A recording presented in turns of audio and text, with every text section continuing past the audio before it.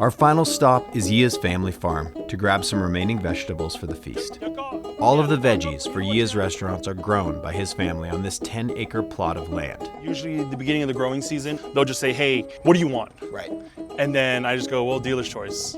And so they kind of just do it. For them, this is kind of their office. The Chinese call the Hmong people the Miao people, and that word is loosely translated as sons of the soil. So thousands of years ago, that word was actually a derogatory term because it's like, oh, they're always working outside. They toil really hard, you know?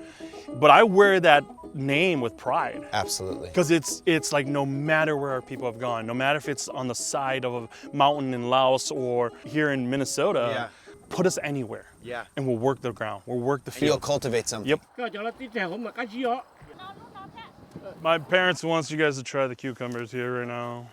These are cucumbers, but this is like a we just call them Hmong cucumbers. You know how I was saying when I was a kid and I'd be like out here just farming, you know? Sure. This is what our snack would be. Amazing. Yeah. Are your memories attached to Oh my flavor? gosh, like right here. Yeah. Yeah. You know, the first wave of Hmong immigrants and refugees that came here was in 1975. Yeah. And it was this escape from the war. And so when we got here, there was this whole idea of like I remember my first time experiencing snow. Sure. It's like, what is this? You know, and so eventually they were able to find these farms. And they said, hey, let's just go out there and what does it look like for us just to go back to our ways, the ways that we know.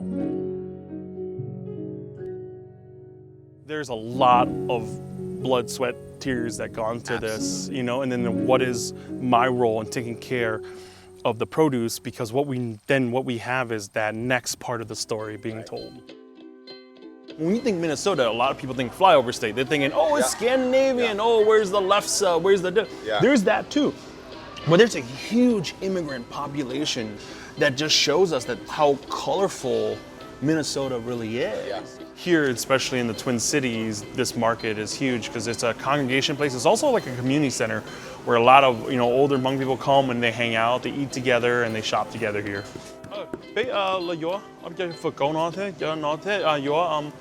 Every dish has a narrative.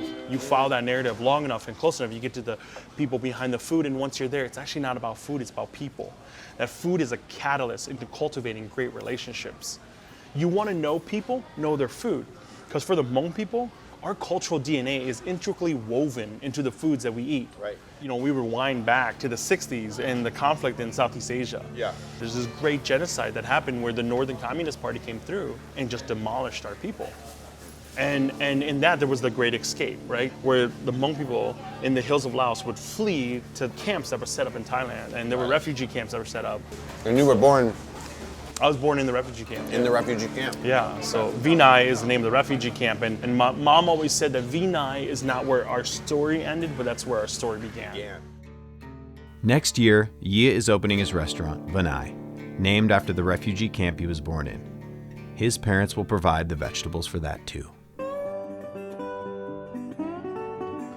A lot of people always ask, like, do you consider yourself Minnesotan or do you consider yourself Hmong? And I always answer is yes. A little bit of both, you know?